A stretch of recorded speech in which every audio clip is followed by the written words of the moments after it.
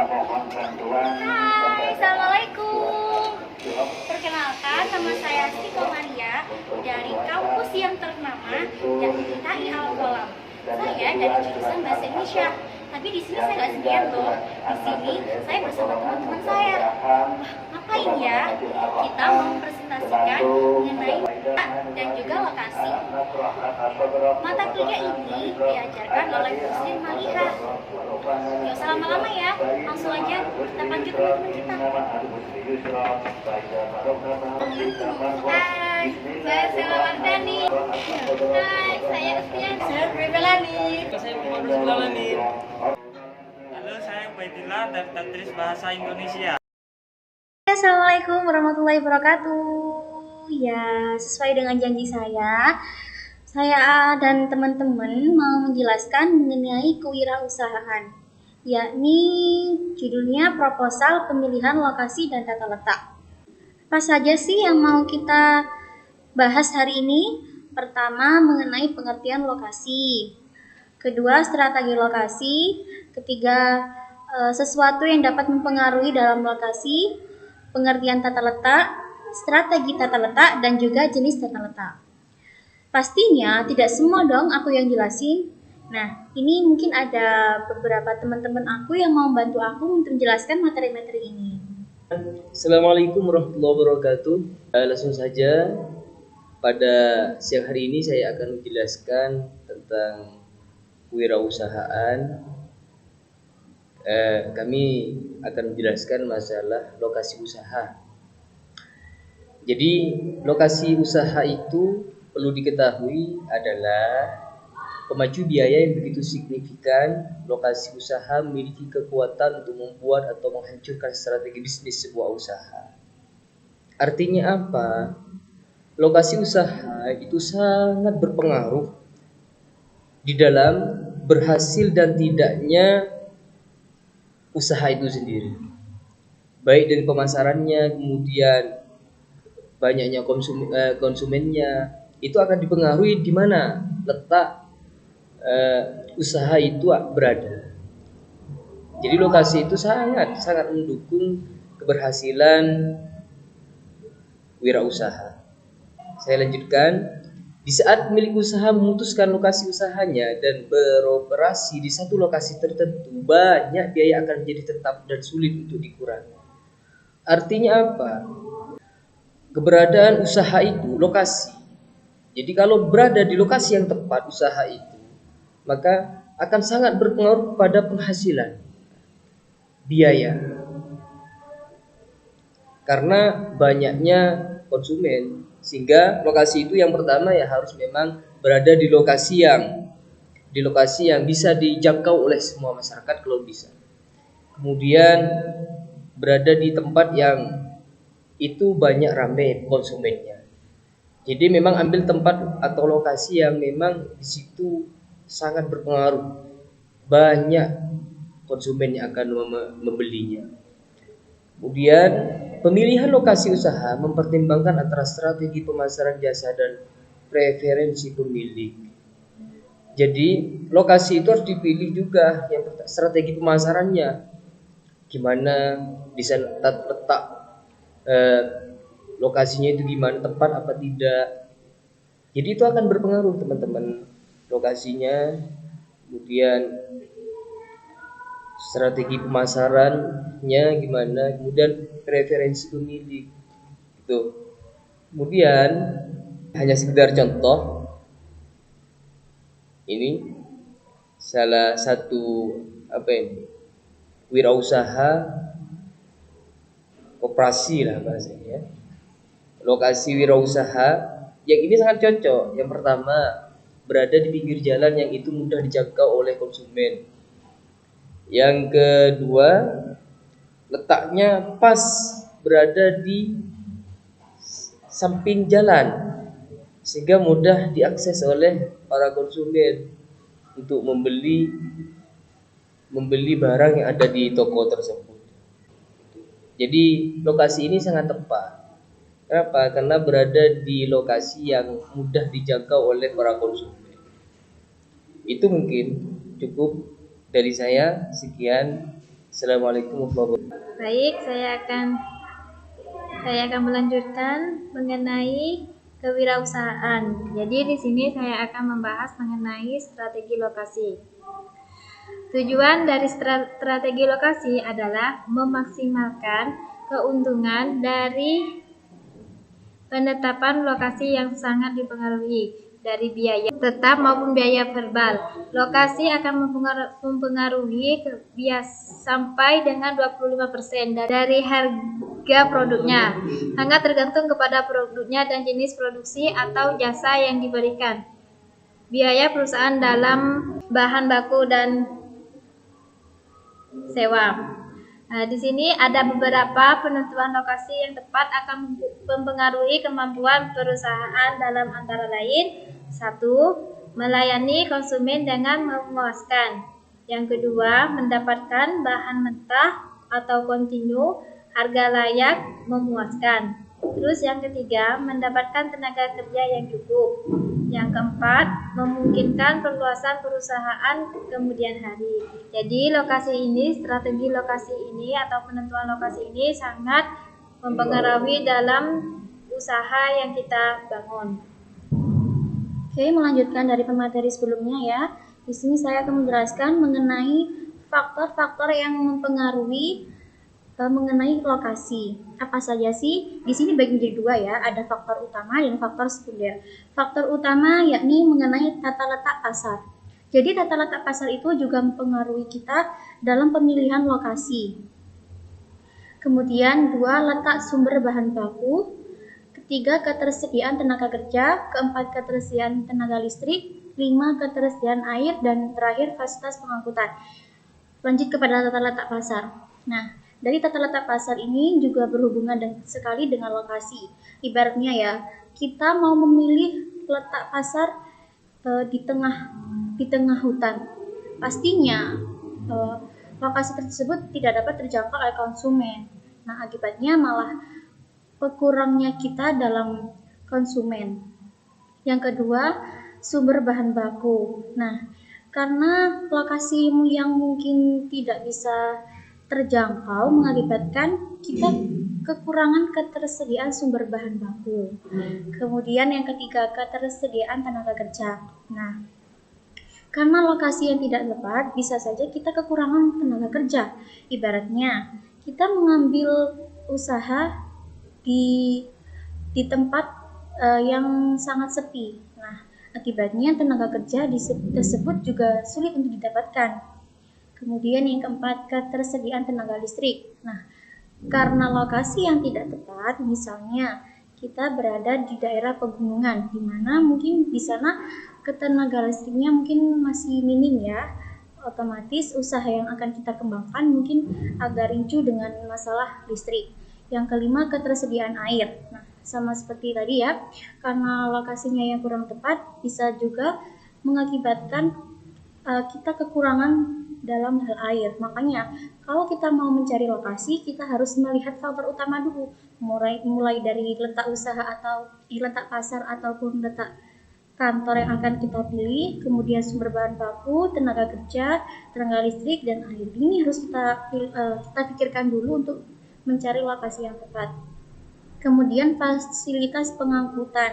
Nah, karena lokasi yang mungkin sangat minim atau sangat sulit, itu bisa mengakibatkan pengangkutan bahan baku ataupun pengangkutan bahan-bahan lainnya itu terkendala. Nah, jadi faktor-faktor utama inilah yang harus kita cari dulu sebelum kita mencari lokasi. Nah, ketika faktor utama ini sudah terpenuhi, maka lokasi tersebut akan menjadi tepat untuk kita membuka atau memulai suatu usaha. Kemudian faktor sekunder. Faktor sekunder ini nggak harus ya, ibaratnya itu sunah-sunah aja. Meskipun nggak harus sekunder, meskipun nggak harus ada, juga tidak apa-apa. Yang pertama, fasilitas perumahan, pendidikan, perbelanjaan. Jadi ketika kita mulai usaha, kita tidak harus melihat fasilitas perumahan. Dan kita mau memulai suatu usaha, bukan memulai perumahan atau pendidikan, itu sudah ada jalannya sendiri. Yang kedua, pelayanan kesehatan. Nah, kita mau memulai usaha, kita juga tidak harus kan melihat pelayanan kesehatan, tapi kalau ada pelayanan kesehatan atau keamanan dan pencegahan kebakaran, itu kan lebih enak juga. Gitu. Kemudian nomor 3, peraturan pemerintah setempat. Yang keempat, sikap masyarakat. Nah, kita mau memulai usaha, kita tidak harus lah ya ini melihat sikap masyarakat, tapi bukan berarti kita mengesampingkan gitu loh. Nomor 5, biaya dari tanah dan bangunan. Ini juga termasuk dari faktor sekunder ya, faktor yang tidak harus kita lihat dalam memilih lokasi. Soalnya kan kalau kita mau memilih biaya, kalau memang lokasinya itu udah bagus, biaya kan bisa dinego gitu. Nomor 6, peraturan lingkungan hidup. Nomor 7, tempat parkir. 8, saluran pembuangan. Nah, ini juga bisa ya, bisa mungkin menjadi faktor sekunder juga. Kan kita mau mulai usaha juga harus melihat saluran pembuangan di mana gitu. Tapi bukan berarti ini menjadi titik fokus utama loh ya. Soalnya kan limbah-limbah kan di sini di setiap daerah kan sudah tersedia. Jadi kita nggak harus memikirkan mengenai saluran pembuangan. Kemudian nomor 9, kemungkinan perluasan. Nah, ini untuk lokasi, kita nggak harus memilih lokasi yang sangat dengan lahan yang besar, lahan yang luas. Soalnya ini juga nggak perlu-perlu juga. Kan kita bisa buka di cabang-cabang lain. Jadi ini nggak harus jadi faktor utama. Makanya dia masuk ke dalam faktor sekunder. Kemudian karakteristik tanah. Nah, ini nggak harus dilihat banget. Kemudian lebar jalan dan lain sebagainya. Ya, di sini mungkin bisa kita lihat ya, ini beberapa gambar di sini mengenai peletakan sumber bahan baku. Lah, mungkin mengenai faktor utama dan faktor sekunder bisa kita lihat di kehidupan kita masing-masing ya. Mengenai pasar, umumnya pasar itu ya berada di keramaian dan berada di jalan raya. Dan untuk lokasi yang tepat itu memang harusnya itu berada di keramaian. Soalnya kalau berada di tempat-tempat yang sangat jarang dijangkau itu sangat sulit untuk menghasilkan konsumen. Mungkin seperti itu aja ya teman-teman, bisa disambung sama teman-teman yang lain. Assalamualaikum warahmatullahi wabarakatuh. Nah, di sini saya akan meneruskan presentasi teman-teman yang tadi dan saya akan menjelaskan tentang tata letak atau layout. Nah, di sini tata letak atau layout menurut James adalah kegiatan yang berhubungan dengan perancangan susunan unsur fisik suatu kegiatan dan selalu berhubungan erat dengan industri. Jadi, tata letak juga bisa disebut dengan rancangan atau membentuk sebuah konsep. Karena tata letak juga merupakan salah satu bagian terbesar dari suatu perancangan fasilitas seperti pelokasian pabrik dan perancangan sebuah gedung misalnya ya. Nah, karena kan tidak mungkin kita membuat gedung tanpa membuat konsepnya terlebih dahulu seperti itu. Tujuan utama dari tata letak pabrik ialah mengatur area kerja dan segala fasilitas produksi yang paling ekonomis untuk beroperasi produksi aman dan nyaman sehingga akan dapat menaikkan moral kerja dan performance dari operator. Nah, tujuan tata letak ini ialah mempermudah bagaimana kita akan memulai sebuah penempatan, seperti contohnya di supermarket ya. Nah, di situ kan pastinya ada berbagai macam produk, seperti mie, pasta gigi, pampers, susu, dan produk kecantikan seperti itu. Nah, di situ kan penempatannya pastinya nggak dicampur ya. Kalau kayak pasta gigi itu pastinya digabung dengan alat mandi. Kan gak mungkin kalau pasta gigi dicampur dengan makanan. Misalnya kayak di sini pasta gigi, terus di sini tempatkan seperti kayak mie kayak gitu ya. Kan gak mungkin, itu kan orang yang mau mencari produknya itu kan bingung. Nanti kalau pasta gigi di sini terus sabunnya ada di pojok kanan, kan gitu nggak mungkin ya. Nah, mungkin hanya ini yang bisa saya sampaikan mengenai tata letak. Kurang lebihnya saya mohon maaf. Wassalamualaikum warahmatullahi wabarakatuh. Baiklah, di sini saya akan menjelaskan tentang strategi tata letak. Dari penjelasan yang lalu dari teman saya sudah dibahaskan, sekarang saya akan menjelaskan tentang 6 kaidah dalam merencanakan tata letak. Yang pertama yaitu tempatkanlah pusat-pusat berdekatan, kurangi kebiasaan menempatkan barang sementara. Jadi contohnya seperti ini, ketika kita membangun usaha, contohnya kita membangun usaha supermarket. Jadi untuk tata letaknya pada posisi kayak makanan kering atau jajan ciki-ciki itu dijadikan satu baris. Terus kalau sabun sendiri, kalau makanan sendiri. Seperti contoh berikut. Seperti supermarket yang tertera pada gambar. Pada bagian kanan terdapat minuman-minuman seperti Sprite, terus Coca-Cola, dan sebelah kiri itu yaitu makanan-makanan ringan. Jadi ketika kita membuka usaha untuk memudahkan konsumen, menarik perhatian, dan untuk tidak membuang banyak tenaga, waktu ataupun uang, jadi kita harus meletakkannya sesuai atau berdekatan, mana yang dibutuhkan. Jadi itu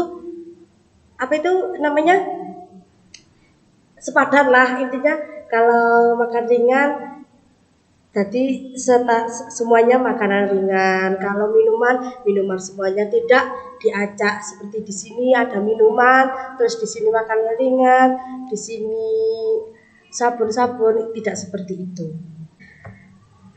Yang kedua yaitu buat tanda pada lantai untuk menandai letak material dan tahapan kerja. Jadi kalau kita membuat bisnis, kita harus membuat tanda untuk menandai letak material dan tahapan kerja. Seperti halnya kayak ini kantor apa, terus ini jalur kemana, untuk kemana. Jadi memudahkan entah itu konsumen atau pekerja itu dapat menempatkan barang ataupun kinerjanya itu cepat dan efisien.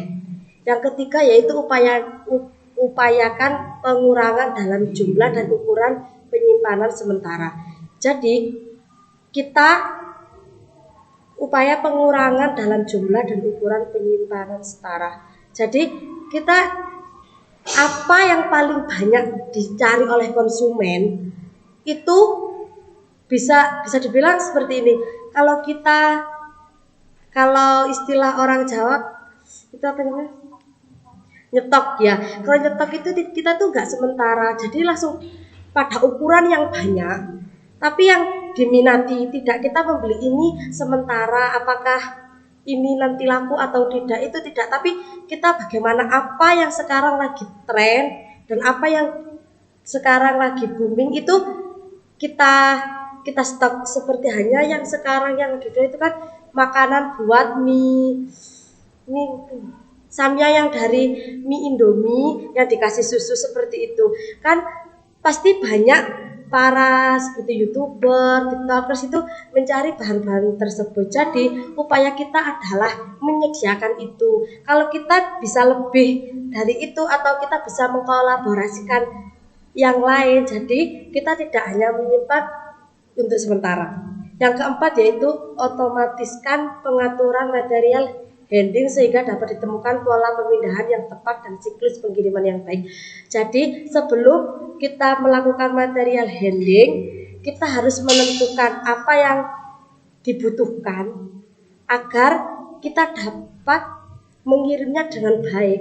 Ini untuk perusahaan, mungkin untuk perusahaan jasa pengiriman.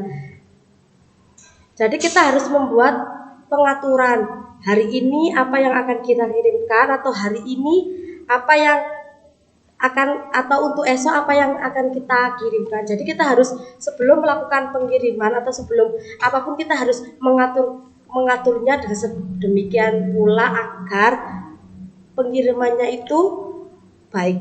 Yang kelima yaitu pemakaian mesin kecil yang banyak jauh lebih baik daripada mesin besar yang sedikit. Jadi ini seperti pemakaian mesin yang kecil yang banyak jauh lebih baik daripada mesin yang besar.